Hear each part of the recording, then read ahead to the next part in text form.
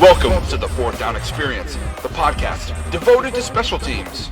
Your host of the Fourth Down Experience, former pro free agent, 9-year professional kicking coach out of the Midwest, Coach Chris Hughesby. Alongside Coach Chris Hughesby is a former 2-time Arena Bowl champ, 9-year pro kicking coach, repping the South, Coach Brian Jackson.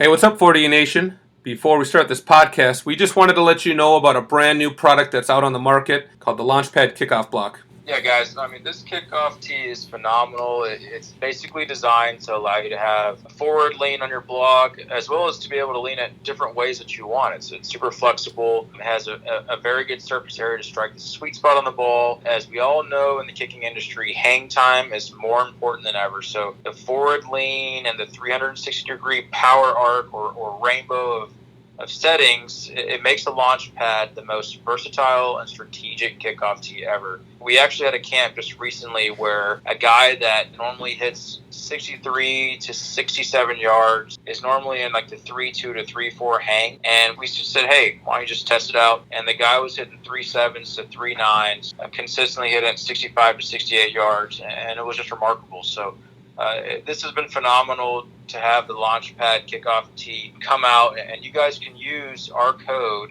NKR, just like, NKR camps. NKR is the code where you can get a discount, and we're also going to put the link in the description, okay? So that way you guys have that. And again, there's other things with this awesome Launchpad tee. You could do really cool squib kicks and boomerang bouncers and sidewinders. It's just more important forever to have all these tools in your kit when you're going to compete against other guys at the high school, college levels. And the other thing that's really cool about this is safety, actually.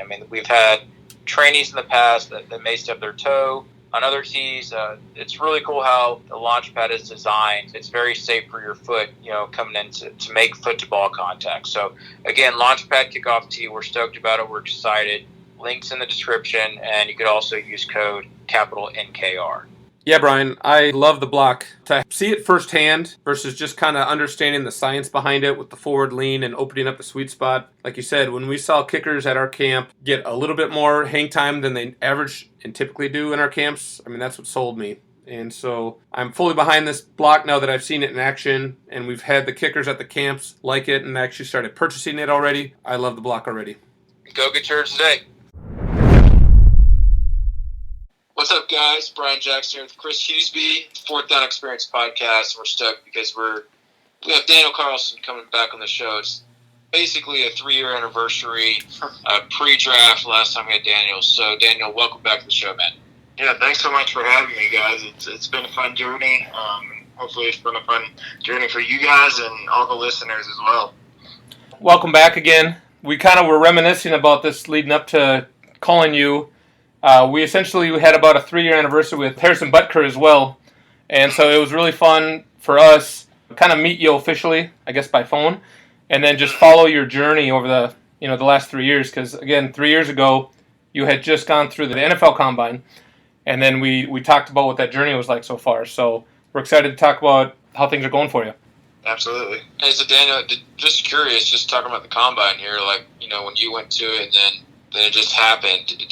Were you watching it by chance, or did you see any highlights or anything? This past year, I was back in Auburn a little bit ago, and so the punter from Auburn went to the Combine this past year, and so I kind of got the inside scoop from him and just, talked about his experience. We had talked before, I helped him prep a little for it, but, got to hear a little bit about how the kickers did and how the punters did. I think he said there were maybe about 7 punters and 3 kickers. Unfortunately, it's really hard to kind of find, video or anything.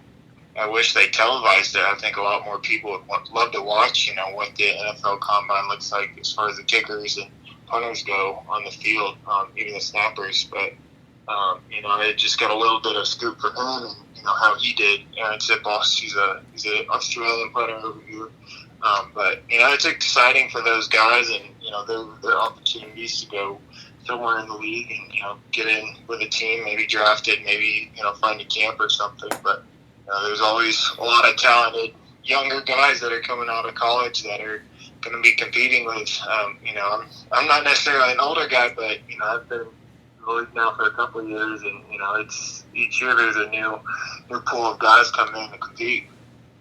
It seems like, I guess just from my viewpoint, that a lot of these guys are doing more of the other athletic testings, like Ben Turk had 25 reps on bench press. Just wild. And a lot of these guys are running 4.8, 4.9, 40s. I couldn't remember. Did you try doing that, or did you do any of the other testing, or did you just kick? Yeah, my year, a couple guys were kind of on the fence whether to test or not, whether to run or not. And so I think there were a couple guys that did, but I think for the majority, of us, either we had decided before, I decided before, but some other guys kind of decided during that we weren't going to test just because we kicked before, which was good, but really after, we were still kind of tired from kicking, and you didn't really want to go run a 40 and, mess something up, even if slim chances, you never know. So, but if some guys, want to show that they're athletic and, if you can put up 25 on bench or whatever it is, you better do that, because if that could be a tiebreaker later down the road to show that, hey, this guy's a little better athlete than this guy might be, but, they're very similar punters or kickers or whatever.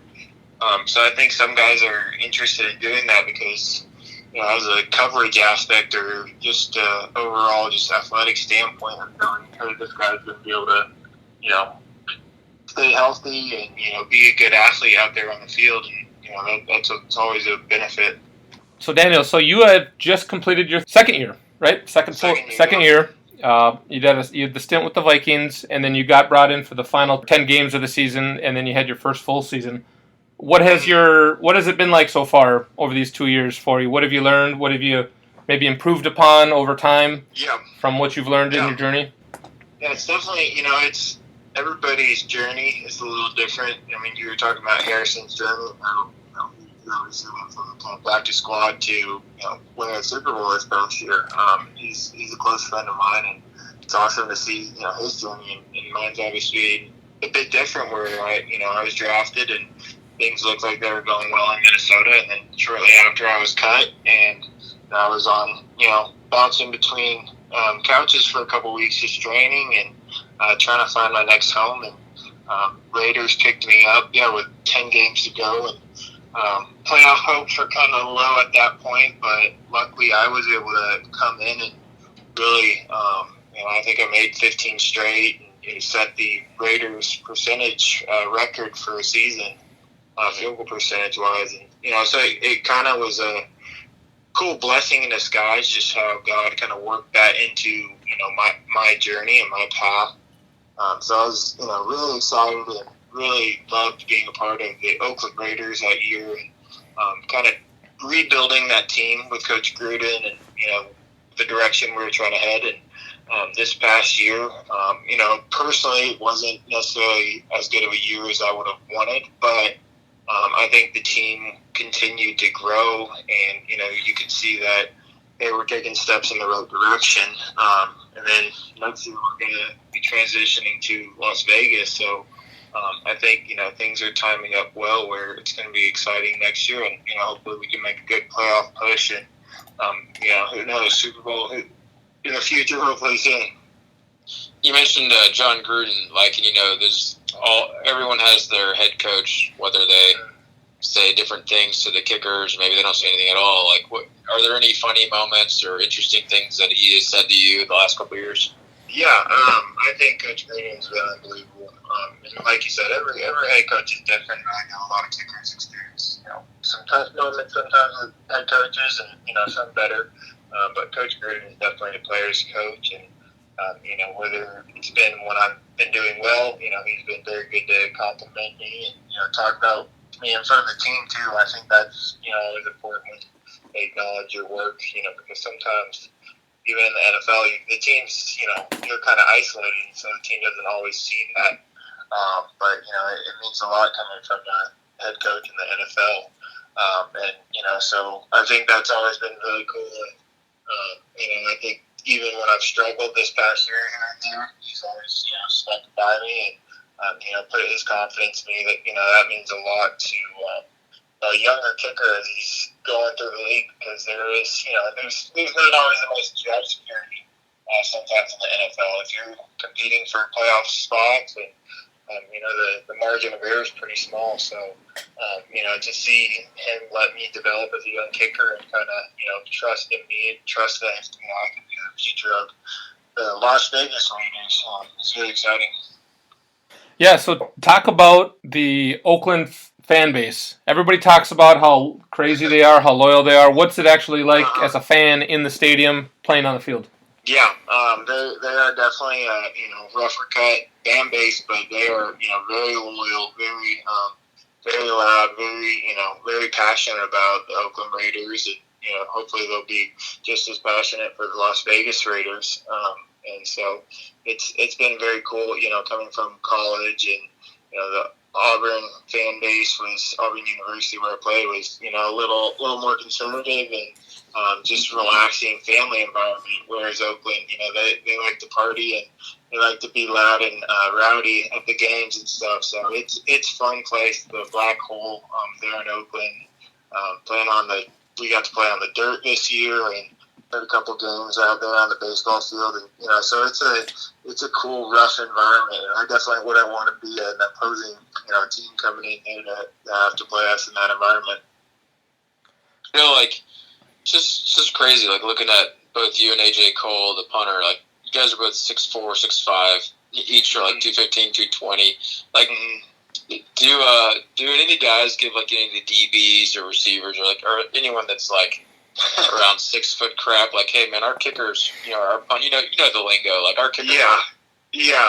Just kind of like some funny locker room talk or anything. I definitely do think, we probably have one of the bigger specialist groups in the league, and I think I've heard that I may be the tallest kicker in the NFL, at least for sure right now, but ever possibly.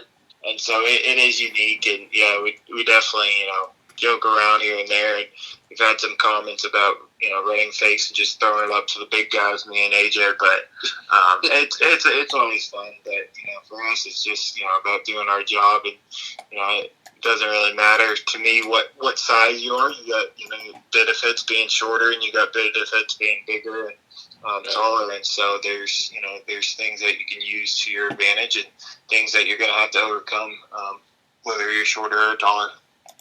What's been your experience with AJ? Just you got younger guys coming in, both y'all are you guys know the drill. Like what's been it like with developing that relationship, especially the holder side? Yeah, absolutely. I mean that's been huge, and he won the job in training camp, and so before that, I was working with two different holders, and that's a lot of times that's the way it goes. But he won the job and he earned it, and it was fun to watch him, his rookie season kind of, start out learning a lot of things and really flourishing towards the end. But, as a relationship goes, I think that's always important because, like I said, you are kind of isolated sometimes, and, those are high-pressure situations and high stress. So, over the course of the season, it's a long season in the NFL with 16 games plus 4 preseason games.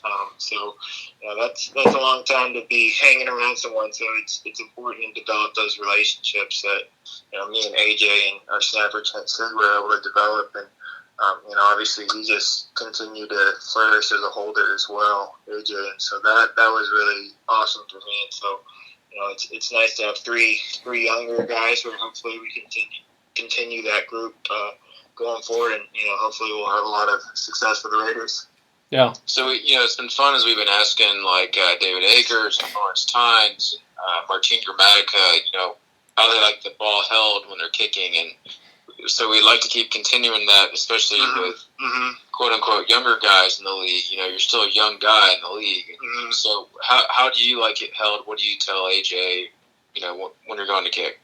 Yeah, I think for me, one of the bigger things is since I am a little taller, it's important that he has a little lean forward on the ball. because if it's, leaned back at all, it kind of closes off the sweet spot of the ball, and it's harder to see.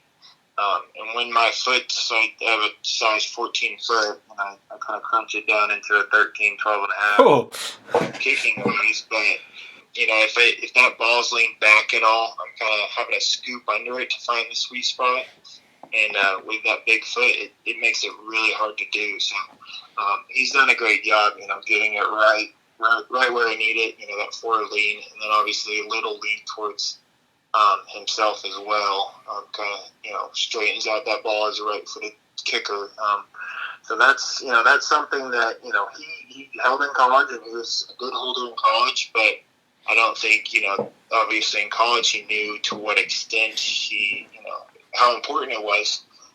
And so once, he got to the NFL, he put in a lot of work, and I think we tried to calculate it one day and figure out how many holds he probably got a day and a week, and I think it was something like 150 to 100 holds every day of practice, and it's crazy how much work you put into that, just from hopefully 30 something kicks or in a season, plus extra points obviously, but I really appreciate it as a kicker because it's important to us and it's important to the team, and he doesn't get much of the glory if you make the kicks, but he's just as big a part as well as snapper, obviously. Yeah. So Daniel, now that you've completed your second season in the NFL and first kind of full season, you've probably now developed a comfortability with everything and probably feel a little bit more secure, although we all know there's always competition. What are you doing in this off season to just take care of your body, and prepare for next year? Yeah, I think this is, now my second off season where I have a real off season, at least NFL wise. So I've kind of, learned from last year. I got a chance to really work with Jake Elliott a lot last year. He was dating a girl back at Auburn University, and so he was hanging around Auburn a good bit, and so we would get to train together a lot. So it's always good to have a little competition and a little, someone to work with and that can, take a look at things that you may be working on and they may be working on, or just to film you. That's always nice. But that was fun my first season, and this season I've been working a lot with my little brother, who's the kicker at Auburn as well. While I've been in Auburn, and it's great for us to compete as brothers, but also to just kind of grow as kickers together, and hopefully feed off each other and help each other out if we see little things that we can continue to improve. And then besides that, it's just making sure I took enough time right after the season to rest my body, and then once I got back in things, continue to hit the right weight room in the right way, and also I think throwing in yoga and Pilates has been a big part of my off-season routine, especially. It's harder to do that necessarily in season. I don't have quite as much time, but off-season is a great time to continue to work on that flexibility. Nice. Daniel, you always have had a strong lever, especially in kickoffs, and your brother as well. And it's easy for someone just to say, God-given ability, which is what you guys have, but obviously you've worked on your craft for a long time and been around some good kicking coaches, and you guys know how to coach as well. What would be one or two drills to help a high school guy that's wanting to say, like, how can I get some deeper kickoffs? What would be some things that I need to do? Yeah, I think a lot of guys think it's a muscle movement. It's all about how much force you can put into it. But I think there's a lot of technique that goes into it. The best way I've kind of heard it explained for a kickoff is it's controlled chaos. And so, yes, you do want to be aggressive and you want to swing hard, but the technique is just as important. And so, making sure you have clean steps where you're building speed as you go to the ball, and able to, stick a plant where you're in control. Because I've seen, obviously, a lot of guys run too fast to the ball where they're maybe hitting one kickoff really well, but the next one they need a little past the ball, or they just may not time it as well. So I think, really nailing down your steps is the biggest thing. And then after that, I think the swing and that hurdle after kickoff, I think if you can, really allow your momentum and your hips to fire through the ball, I think that's what separates, some guys that are really good kickoff guys, but, to the best guys in the world, really, in the NFL and stuff. Some of those guys that can just boom it out the back or with great hang time or, put it exactly where they need to. To be able to do that repetitively and, do that time and time again, that's what really separates guys. So I think, especially for younger guys, yes, the strength and those muscles will come. And, you got to work in the weight room and you got to build those muscles with reps and, being in the weight room and continuing to get stronger. But, continuing to get your steps down and really, focusing on that swing and that hurdle, kind of that momentum, that transition of momentum to the ball and then through the ball is really key. Was there a point in your kickoff development, where it really started clicking? What year did you start kicking, and then was there a point where you're like, okay, now the ball's really flying? Like, how long did that really take you in your development? Well, for me, I actually didn't start kicking until I was a freshman in high school. Really, about a week or two before the first high school game. But obviously, I played soccer, and that's kind of how I fell into it. I also went to high school in Colorado, so that helped with the altitude. So I always felt like, I had a pretty good leg just because with the altitude and, just the natural kind of swing from soccer. While I was learning, I was good about getting contact and stuff. But it probably took me a couple of years until I really got steps down that I felt comfortable with, that I felt repetitive with. And that's when I could be a little more aggressive there, where I could really feel like, hey, I know exactly where I'm going to plant, and I know exactly, once I plant it, I can pull my leg through and really bring all that momentum and that controlled chaos through the ball. And so yeah, that was probably junior year of high school, right as I was basically going into college camps to try and get recruited. And so that's really when I had really taken that next step as a kicker and become very serious about it and knew that was something I wanted to do with my future. And so it timed up well where I was able to show some college coaches and stuff that I could do that. And since then it's I've continued every year to continue to work it, and I don't work it necessarily as much right now in the off season. And it's once you're older, you have to be smart about recovery, and you know what your kickoff steps are. But once I start kicking off again, consistently, I do need to continue to work on it. It's always something that you're always fine tuning and continuing to get better. This is great, Daniel. You're providing a lot of really great information for the young guys and all of us to learn. And my last question before Chris can finish it off is, we oftentimes, all of us, focus more on the physical aspect, and obviously we know that the mental aspect is super important at the kicking, punting, and snapping level. Do you have verbal cues that you say to yourself, or do you have any kind of routines that you have before you get onto the field, and then when you're on the field before a rep? Yeah, I would say as far as routine goes, I do try and just kind of simulate. I try and get one kind of practice swing out as I jog onto the field. And that's something that just kind of loosens up my hips as I run out, gets me kind of concentrated. And then as far as verbal cues go, once I take my steps and everything, I always repeat to myself, see it and through it. And those are kind of two little phrases that just make me lock in and concentrate on the contact.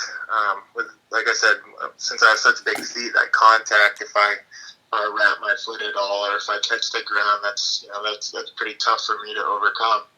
So that's one of the two things that I want to focus on, and the other one is through it, and that's just transitioning that momentum through the ball and really following through straight downfield, almost to my snapper. And so if you watch me on film, I'll really finish down the field a good bit usually, just to really almost overemphasize that straight swing that I'm trying to create. And so I think that's huge. That's something I learned kind of halfway through college, was how big it is to kind of make your mind think about something specific. Because if you let your mind wander, I'm not really thinking about anything. I'm just trying to block out the pressure or the noise. Your mind's going to wander to something, and it's going to want maybe go one way in one situation or another way in a different. So it's hard to be consistent that way. But if you're concentrating and focusing on, one or two simple things that you can do every time in practice, and then you can do every time in games, that'll give you a lot better chance to be consistent in different situations, whether it's a practice kick or a game-winning kick at a big game, and whether the wing's there or not. So it's I think that's really important, and something guys should definitely figure out. So what are some things that I need to be successful? One or two things that I need in every swing that'll help me, really just give me the best chance of making any kick in any situation. Yeah, no doubt. I mean, that type of stuff is important, and for any kicker, just you learn that with time and experience as well. Like what works, what doesn't, absolutely. And that routine, and kind of in a way it becomes superstitious slightly. Not that you want to rely on superstition, but just to have that routine that gets you your mind and body back on track. Yeah, I think routine is, I wouldn't, superstition is not necessarily a good thing, because that almost makes you reliant on it. Yep. But routine is great, because that's how you're going to become the most consistent. If you're a consistent person with your habits and with your training, hopefully then you'll be pretty consistent with your gameplay as well. Yep. Yeah, exactly. Awesome. Well, we always like to wrap up everything with a few fun type of questions, just to get your thoughts on it all. First, I guess, have you met Marshawn Lynch in the Oakland area? And if so, what is he like? I think you guys have almost crossed paths. I've met Marshawn a couple times. Actually, when I first came into the Raiders facility, he was on IR, and so he would come by every once in a while for rehab and just to check in with the doctors and stuff.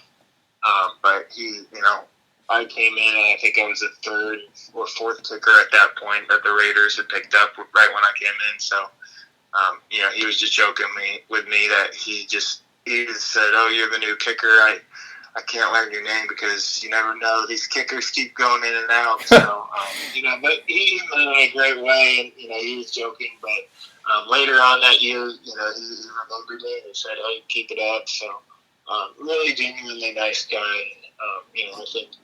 I think a lot of great guys have a lot of great things to say about him.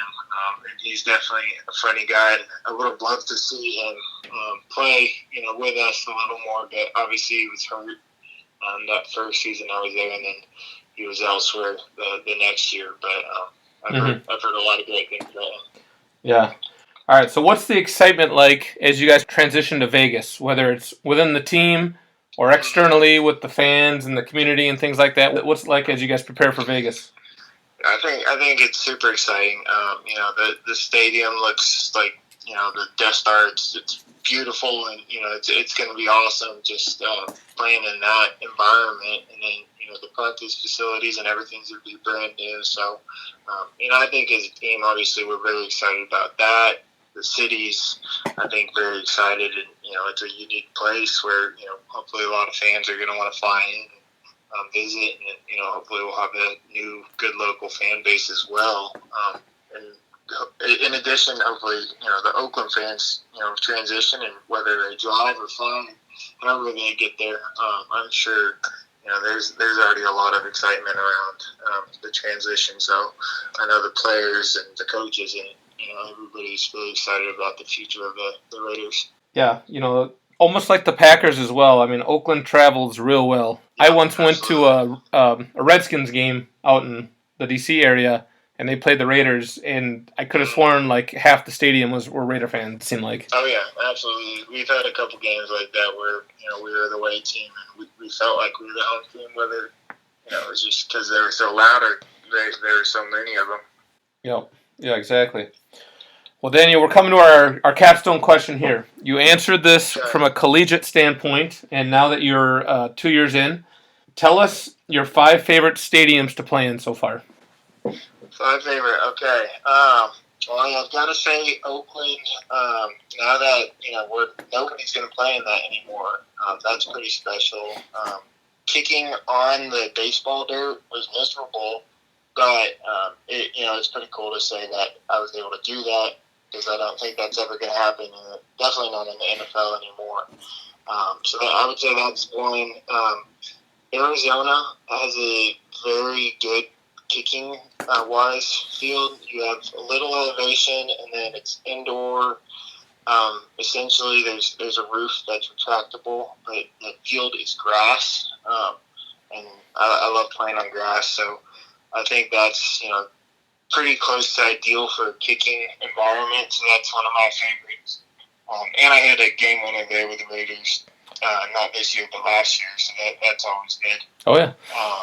I would say Denver is good. Not only am I from Colorado, but the altitude. It's a pretty cool environment. We played last year, and it was a close shootout game, but really cold.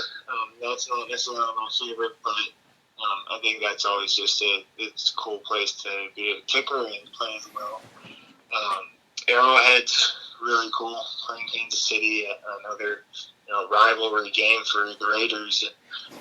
It gets extremely loud in there, and it can be pretty crazy weather. But they got some diehard fans, and obviously they got a great team. But that's been a cool experience getting to play in a tough environment like that. And then maybe the last one I would say is the Chargers Stadium. Actually, it's almost like an MLS soccer. It is an MLS soccer stadium where the Galaxy play. It was really interesting. They weren't necessarily a sellout crowd there or anything, just because they've had a tough transition, I guess, from San Diego, getting the fans to get there. But it was kind of unique because it's a smaller stadium, and it almost feels like you're playing a soccer match instead of a football match. Just the crowd's a little quieter and just a little different environment. So that was really cool playing there this past year. You and Harrison Butker are pretty close. What's it like, as friends to meet up as technically rivals, in a stadium, in a game? What's that like? What's the chit-chat like? It's really cool. It's really cool getting to know some of these guys since high school even, and getting to follow their careers, and eventually get to meet up and play against each other. You get a chance to chat before the game and after as well, and just hopefully have some good friendly competition on the field as far as kickers go. And I'm never cheering against another kicker, and the worst thing I'm doing is probably hoping it gets blocked or something. If we need that block, but I'm always hoping my friends do well. I just hope we do better and we're able to pull out a victory. But it's really cool to see other kickers' dreams come true, and for us to get to play on this stage. It's a blessing. Always good for the brand. Yeah, absolutely. Well, Daniel, dude, it's been awesome talking with you and catching up with you, man. Thank you so much for all the nuggets you gave to all of us and the youth as well. Yeah, no, I really appreciate you guys having me on, and hopefully all the guys listening, all the guys working around the country and the world, they keep working and chase after those dreams. So it's pretty cool once you put in the work and kind of see it come to fruition. Yeah, exactly. Well, Daniel, good luck with everything, and at some point we'll probably have to check in about the Vegas experience. But enjoy your off season and family, and good luck preparing for next fall. Awesome. Thank you guys. Have a good one. All right, take care. Later, Daniel. Bye. Man, I just loved all the great stuff that he said, man. A lot of good insight, good information. I agree. Reflecting back from when we talked to him post-combine, pre-draft, you can definitely see an increase in maturity, obviously, experience, confidence, all that type of stuff. And obviously he had a little bump in the road with the Vikings, but you learn from those experiences and how to grow. And I'm sure it's, like he said, it's helped him develop into the type of kicker he is now. So it's real cool to see that transition over those 3 years. Absolutely. So, all right, guys. Thanks again for listening. And every week you guys have been faithful and listening, and we have some exciting interviews lined up. So we will see you guys next week. See you guys later. Later. Thank you for listening to the Fourth Down Experience. Be sure to subscribe on iTunes. Follow us on Facebook, Twitter, and Instagram at Fourth Down Experience.